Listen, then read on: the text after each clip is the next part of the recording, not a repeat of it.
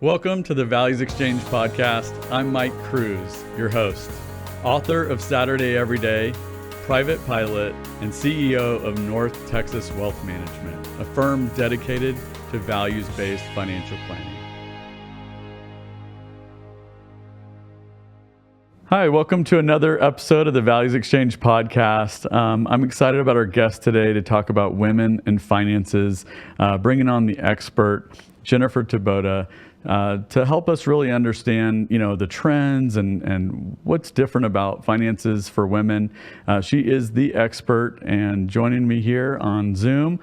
Jennifer, thanks for joining me. Oh, thanks so much for having me. Yeah, so as we start thinking about, these topics, I kind of want to first start with really your background and why am I talking to you? I know that, you're the senior financial wellness consultant for BlackRock Financial and the consulting team, deep experience, national speaker on all types of topics and financial trends and social security and women investing. But tell me a little bit more about your background, your journey, and why is this so important to you? Yeah, no, that's a great question. Thanks, Mike. I've been at BlackRock now for close to 17 years, and I've been in the industry for close to 20. I would say, my main job here at BlackRock is I travel all over the country, giving different seminars on different financial planning topics to financial advisors and their clients. And it happens to be that one of the areas that I specialize in is women. As you probably are aware, right, or many are aware in regards to the financial industry, women are far and few between. So I've made it my goal, my career here, to really help women such as myself understand the importance of taking control of their financial foundation. As I've seen, unfortunately, women time and time again make mistakes in regards to not taking control of that financial future. So, I really want to focus today on some of those unique characteristics as to what makes women different and some of the key steps that they can take to building that foundation. Yeah, it makes sense. And I think when we talk about like wealth and women today, I mean, obviously, what do you see as like the big trends and, how has that evolved and that definition changed over time?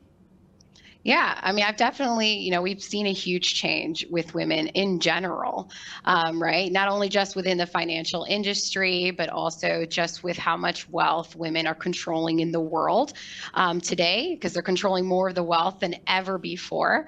I always like to, just think back to, just the 1970s where, women had just received the ability to open up their own credit card in their own name or, purchase their own home without their male counterpart or a male, co-signer. We've seen so much growth. Think back to like the first 1924 Winter Olympics even. There were only actually 13 women participating in these Winter Olympics. And if I had asked you what sport that was in, you probably would all guess correctly, right? They were all figure skaters. And actually in this recent 2021 Winter Olympics, I was really surprised, to be completely honest, that this wasn't all over the news, right? Women actually, this was the first Winter Olympics that it was the first gender balanced games ever, meaning women participated, 50% as well as men, and they participated in every single sport. Right? Women are starting businesses at 2 times the rate of men. And not only are they starting businesses at 2 times the rate of men, they're succeeding more so within these businesses, as well as you're now seeing more and more women graduate from college, now more than ever. Actually, over 60% of recent degree earners actually happen to be women. You're seeing more and more women, for example, also in Congress, right? Over 29% of Congress is now represented by women.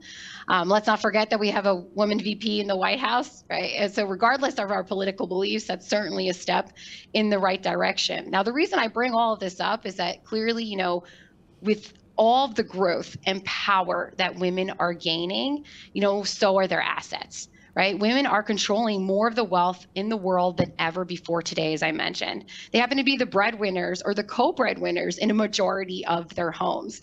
Now, I always like to take a moment and kind of reflect on that, right? Because that's something we certainly didn't see 20, 30 plus years ago. Even myself, right, in my late 30s, I could tell you that, you know, growing up, my mom was probably one of the only women that I knew that worked out of all of my friends, right? And now I happen to be the breadwinner in my household, actually the sole breadwinner. My husband is a stay-at-home dad. Now, I know that every single time I ever said this to anybody, of course, typically the room all of a sudden kind of looks at me like with open eyes going, oh gosh, how's that going? Well, I'll tell you, it's going okay. It's only been about a year and a half he's hanging in there. But the whole point being is that we've certainly seen a huge shift in that, especially in the last, you know, few decades. And women are set to inherit, you know, majority of $30 trillion in intergenerational wealth transfers in the US. So what does that really mean? That means that at some point, if you're not already making those financial decisions on your own, you're likely going to be making them for yourself in the near future, because women are projected to control 35% of the global personal investable wealth by 2025. So again, that importance of making sure that you are in the conversation about your finances, that you are involved, and that you're taking the proper steps to ensure your future become that much more important. Right. So, yeah, I mean, obviously, big trends. And, you know, I would like to say that obviously, I think that you're smart. You realize that it's easier to go to work than stay home. Oh, it's a big 100%. Yeah. I would certainly give that job to him all day long. Yeah, absolutely. So, you know, I think that it is important. And so when we start thinking about those, you know, those trends, and we see that, but also, like, why is that so important? I mean, we see that transition happening just, you know, on a daily basis. But as a financial planner, one thing that I've noticed is that women really approach finances and the entire conversation quite differently than men. Can you speak to some of those differences? Yeah, absolutely. So yes, you know, research does suggest that, you know, women tend to be more risk averse when it comes to investing, and they often prefer, you know, safer investment options such as bonds or real estate rather than, you know, high risk stocks. And this cautious, you know, approach can impact their overall investment strategy. Women also often take a long-term view of their financial goals. They focus on building wealth steadily over time rather than seeking quick gains. And this perspective can lead to, you know, more consistent and stable investment decisions. But honestly, I would say it's not so much of how women approach their finances differently, but more importantly, how to understand that women do have unique characteristics that make them different in how they need to approach their finances and their futures and retirement, right? So, for example, you know, despite the fact that women have come a really long way, women still earn around 82 cents per dollar that a man earns. Now, Mike, I don't know if you've ever seen that movie, My Big Fat Greek Wedding. Have you ever had a chance to watch? Yeah. Yes, it actually happens to be one of my favorite movies. If listeners, if you haven't watched it, I suggest you do so. It's fantastic. Now, I don't know if it's one of my favorites because I happen to be Cuban American. I was the first one born here in this country out of my entire family. And the main character, that was literally me growing up. She just happens to be Greek. Okay, exactly the same. And my favorite part of that movie is when she's literally, you know, discussing that she wants to go to college, and her dad's like, you know, you're already smart enough for a woman. You don't need to go to college. But her mom's response, if you recall, was epic, right? Her mom turns around. She's like, you know what? You're right. You know, men is the head of the family, but the woman is the neck, and she could turn that head any which way she wants. So the whole point being, my friends, is that yes, women still under earn men. But fun fact, women still make 3/4 of all of the purchasing decisions within their household. So you ladies are still deciding as to where that money actually goes, right? And also keep in mind that, for example, in 2020, over 2.3 million women left the workforce. Now, if you think back to the time frame, you probably remember that was the beginning of the pandemic. And despite the fact that women are breadwinners, co-breadwinners in their households, unfortunately, a lot of times women do have to take a back seat to their careers in order to take care of their children and loved ones, which brings me to the point that women on average spend 10 to 12 years outside of the workforce. So that's 10, 12 years you're not investing, you're not saving, you're not putting money in your 401k, you're missing out on promotional opportunities, right? And that unfortunately really does put you behind your male counterpart in reaching your financial goals. On top of the fact that, more importantly, women live longer, right? On average, 10 plus years more than their male counterparts. So you just heard me say that women unfortunately under-earn men still, right? They typically take 10 to 12 years outside of the workforce. And they also live 10 plus years more than their male counterparts. So what does that mean for women? That means that you need to save more, faster, for longer, right? Which again brings up, that importance of understanding your finances and making the best decisions you possibly can to reaching those particular goals. And unfortunately, 46% of women say that money negatively impacts their mental health, right? It just happens to be one of those areas that a lot of times we feel uncomfortable, right, talking about our finances. As a matter of fact, actually over 60% of women would rather talk about their own funerals than talk about their finances. True story, right? I certainly do not want any of you to rather plan your funerals rather than talk about your finances, right? So that's why, you don't need to be in finance, to understand it and take control of your futures.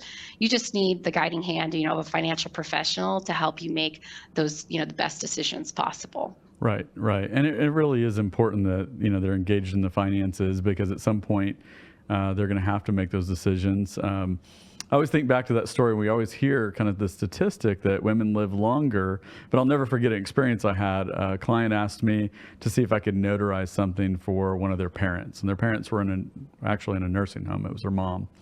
And so I went over to the nursing home and said, sure, it was a really difficult kind of situation. And so I was like, yeah, happy to do it. Went over there to notarize it.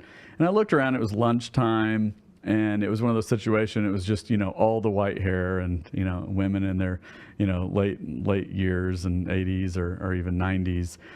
And, I looked around and I said, oh, it was just women. And I was like, where do you guys have the men? Is there another facility for the men? And they said, they literally looked at me and they go, well, occasionally we get one. It was like, occasionally. So many, older women and just very, very few men.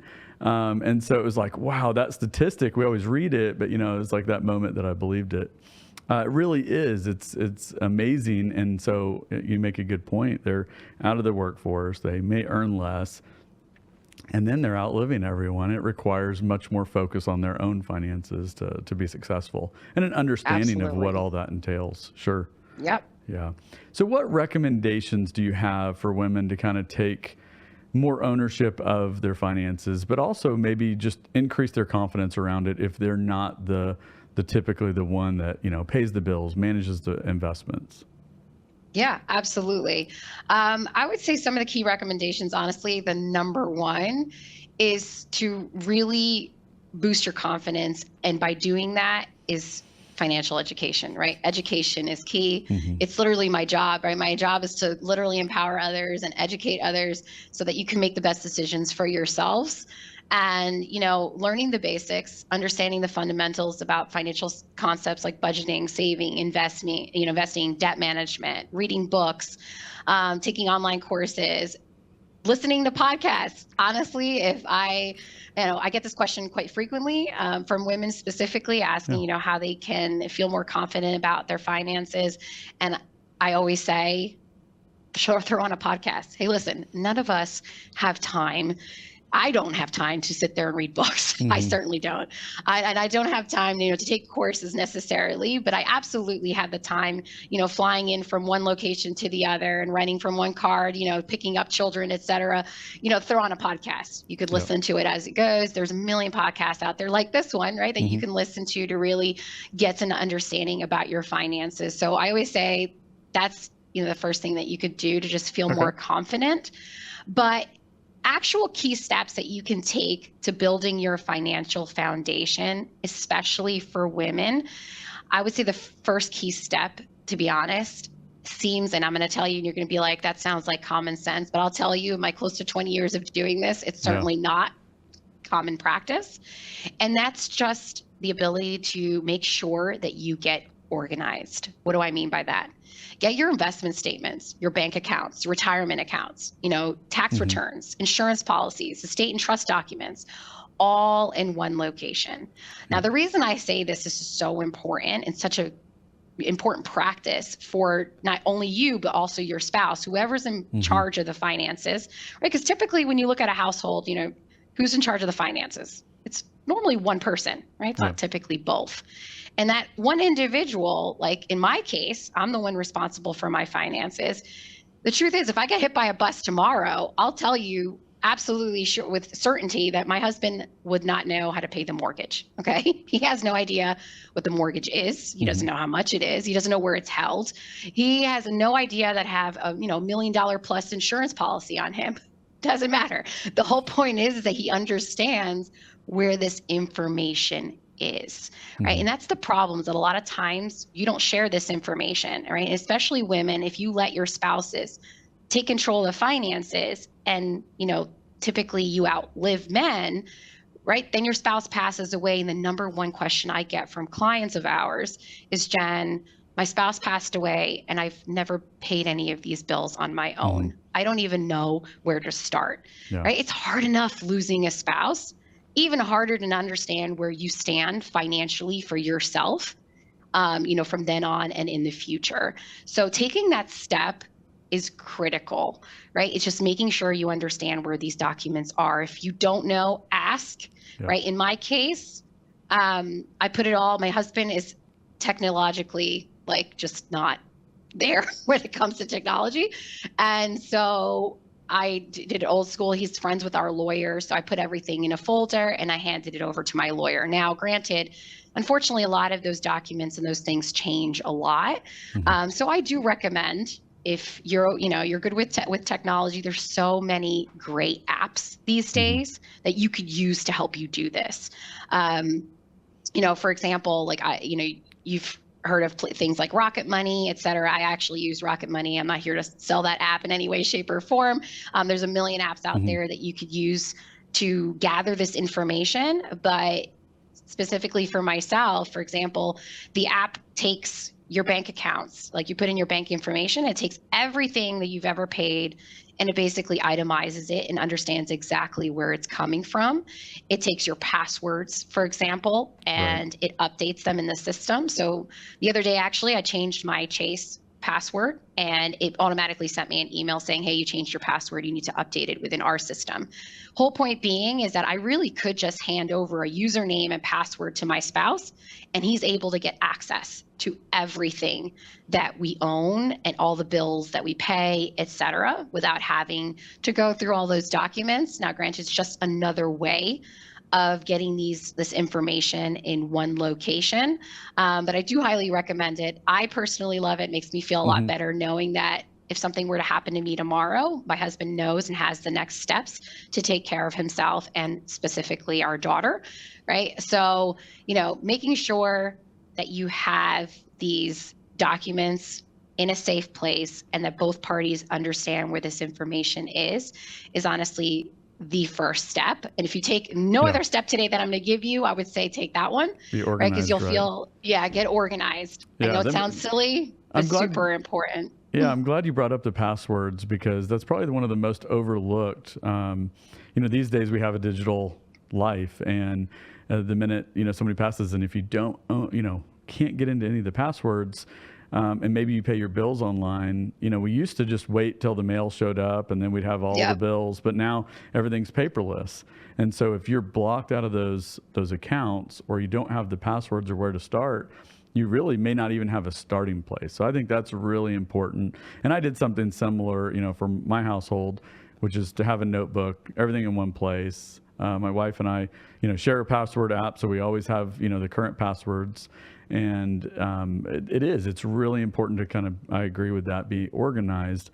And then for our clients, we have something called Wealth Vision, which is like a kind of a living, breathing financial plan where everything has a vault. You can store all your important documents, but all the assets and all the details of everything are really there in a digital world.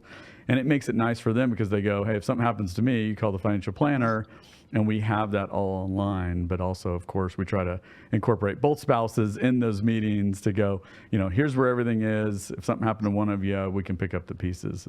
It's important. Yeah. It's absolutely critical. I mean, I actually just tried to call Verizon not too long ago to pay a bill, and I realized it's my husband's name on the account, and they wouldn't take it from myself. And I'm like, I'm giving you money. I'm not taking it away. I'm giving it to you.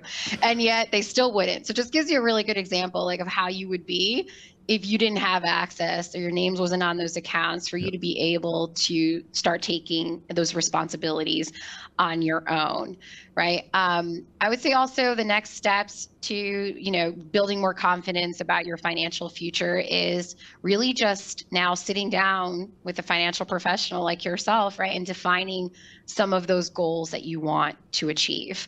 Now, I do recommend that you actually meet with your financial professional individually.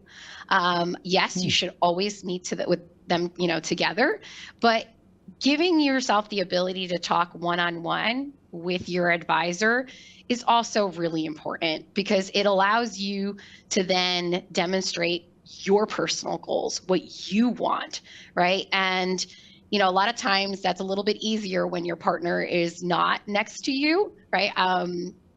Key example, my parents actually just recently did this with their advisor. They met with them one-on-one, and they kind of wanted to see what their expectations were for the next 5-10 years now that they're looking into retirement. And my dad was like, I want to live in my house. I want to die in this house. I don't plan on moving.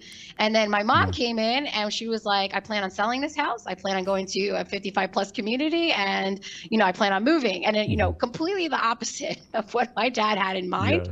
Yes. Now, of course, my mom won as usual. My dad just kind of follows along going, all right, I guess we're moving. But the whole point being is that, right, they had different ideas of what that future looked like. So as a woman, take the time, right? Meet with your advisor, even if you want to specifically individually. You don't have to, but I highly recommend it because we want to hear your goals. We want to hear what it is you want to achieve.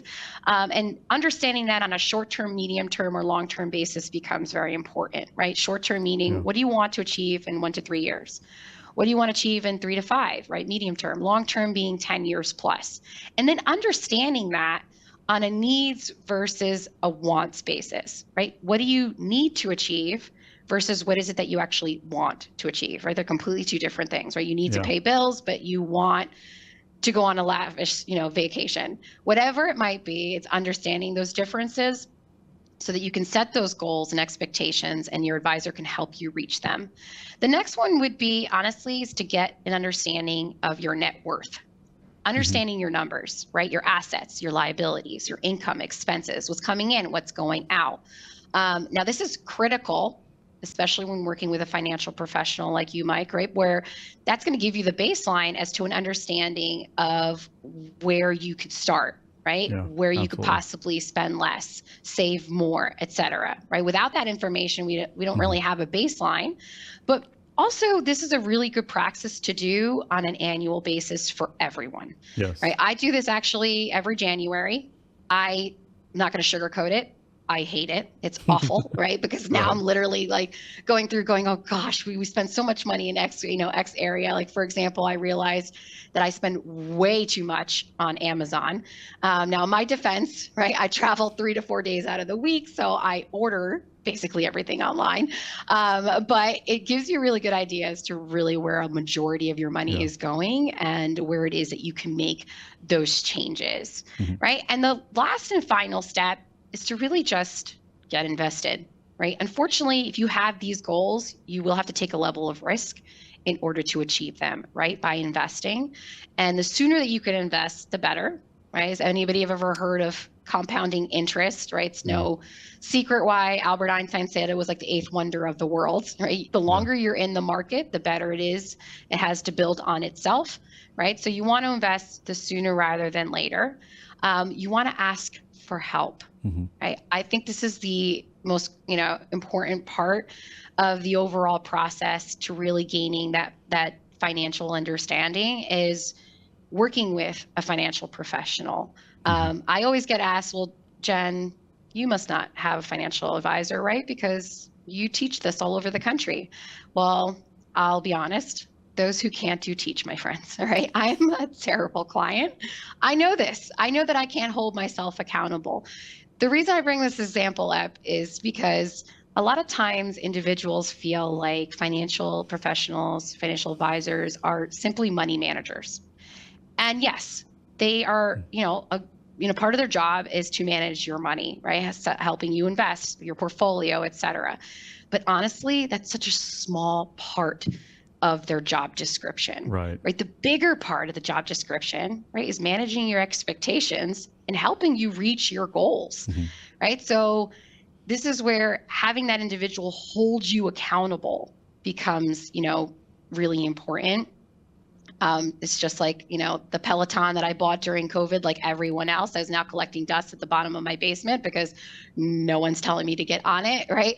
My advisor tells me oftentimes, Jen, you're not listening to your own advice, right? Yeah. They help you stay accountable, right? So ask for help. I would say, even when I brought this up to my parents, the number one question my mom was like, why would an advisor want to work with me? I'm not a multimillionaire. And the funny thing is, both my parents are extremely successful. They live lives that most would dream of, but yet they found like, oh, I can only, financial professional for the ultra high net worth. That is not the case, right? A financial professional is for anyone who wants to take control of their finances and reach those particular goals. So if you aren't already working with a financial advisor, I absolutely recommend you doing so. Remember, know your options. You want to start now investing as soon as possible, and you want, to invest in your future. I think a lot of times women don't make a lot of time for themselves. Yet remember, this is your money. Yeah. You want to live the way you want to live, so you want to invest in your future. Yeah, I like to remind people, I think they don't want to meet with a financial professional because they're afraid of, basically, being told you've been doing it all wrong, or, you're ignorant of this. What are you doing? And kind of this judgment moment. And I like to say, this is finance. We'll leave the past to the accountants. And so as a financial planner, it's really all forward looking. It's where are you right now? And then let's get really clear on what your goals are, and then what actions can you take today to get you closer to that.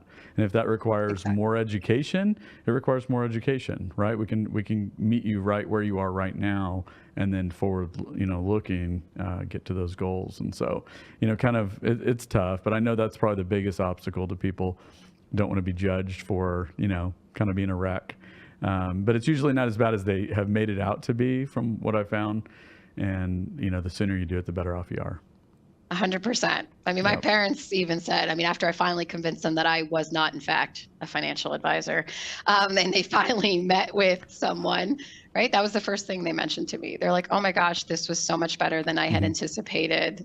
We are actually much better off than we originally thought. But knowing that can be a huge relief, right? And that's the first step, is having that conversation. Yeah.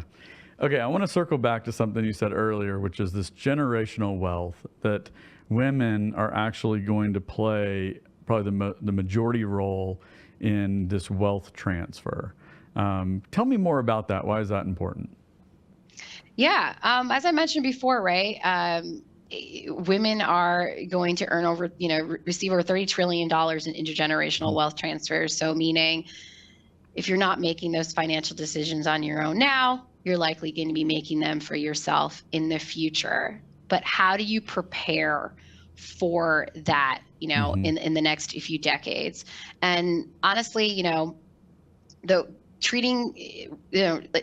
would say treating wealth transfer as don't treat it as a one-time event, right? It's considered more like a journey, right? You want to involve the next generation in your family business matters from an early age. You want to encourage them to participate in your meetings, right? Even if they're just observing initially, and over time, gradually invite them to actively engage, right? Because these individuals need to be aware of what would occur, upon, let's say, someone passing away.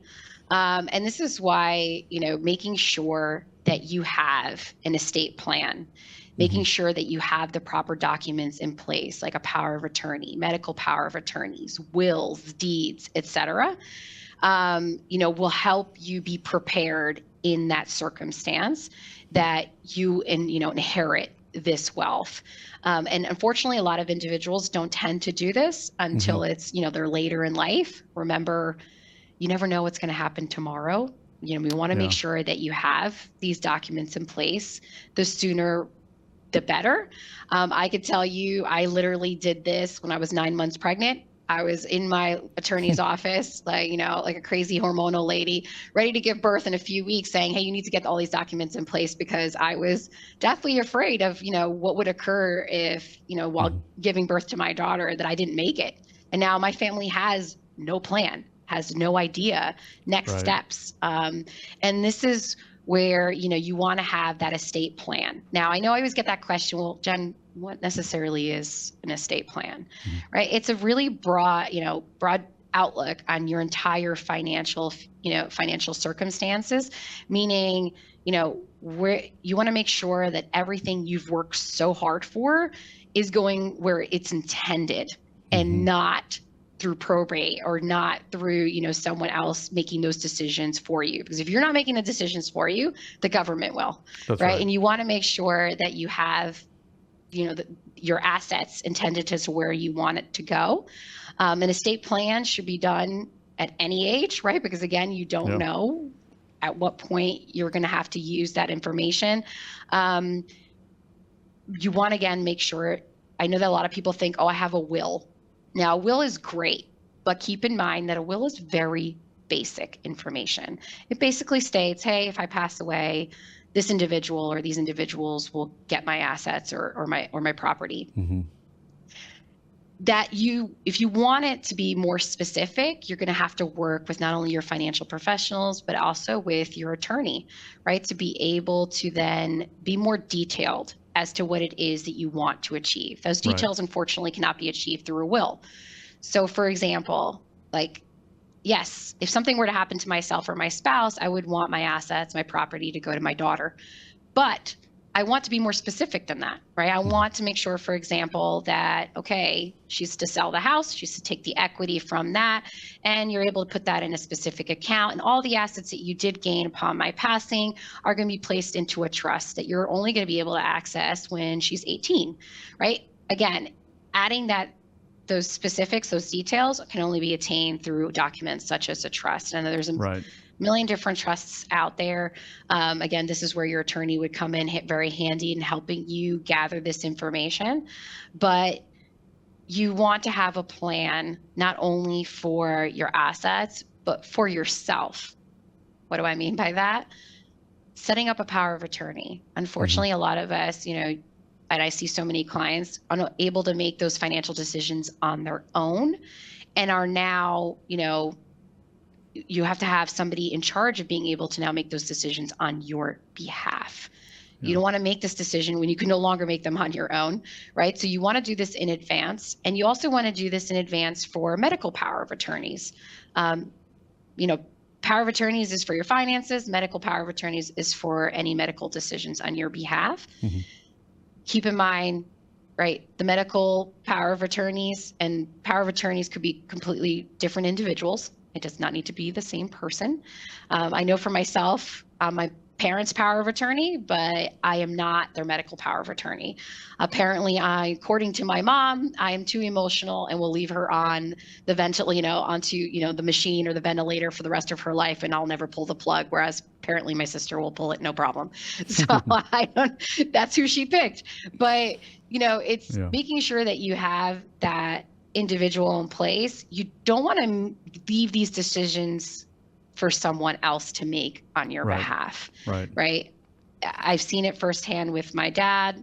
My grandfather went on hospice before he passed away, and he never left any documents. He never left any instructions. And my dad had to make decisions on his medical behalf that I'm sure still haunt him to this day. So you don't want to leave that on your family members. You don't want to leave it for yourself. Having these plans in place for you and your family, are all part of that process of that intergenerational wealth transfer, right? So that you have a plan in place, you understand what's going to happen upon that individual's passing, and you have those documents ready to go as to where those assets are going to be directed. So I would say getting your estate plan in order is probably the best clear plan that you can have to be prepared. Yeah. No, I think that's great advice. And I think, the key is, especially if you're, not financially savvy, it's pretty overwhelming just to hear the word estate plan, and I'm not sure what that means. And now you want me to meet with an attorney who's going to ask me all this legal questions. And I think the important part is the financial planner plays an important role in coordinating that. I've even sat with clients and their estate planning attorney and help them kind of navigate, ask the right questions, make sure they understand it, and kind of bridge that, knowledge gap and make it easier so they can be, prepared. I think that's really important to kind of find somebody you trust, to get a financial planner, and they can make sure that you get everything in order. And if there's gaps in that understanding, they can close those gaps. And then also the great point about generational wealth, which is it's important for women to learn about this, for everyone to learn about this, and become more financially savvy and knowledgeable, and then help your children do the same. Because, if you don't know it, well, let's face it, the schools aren't teaching it. Where are they learning it, right? So it's important for parents to educate the next generation as well, or introduce them to your financial planner. We're doing that a lot, and we're really, really focused on transformational wealth and generational wealth of how do we bring the next generation into the fold, help educate them, get them invested, and do it as early as possible. It's really, really important. So 100%. Jennifer, thank you for being here. Awesome discussion. Hopefully it helps somebody that's listening get motivated to kind of take control of their financial future. Really appreciate your time. Thanks so much. Thanks so much again for having me. Take care, everyone. And thanks again, Mike. All right. Thanks. Thank you for tuning in to this episode of the Values Exchange podcast. Look forward to upcoming episodes, discuss more values and what you can learn.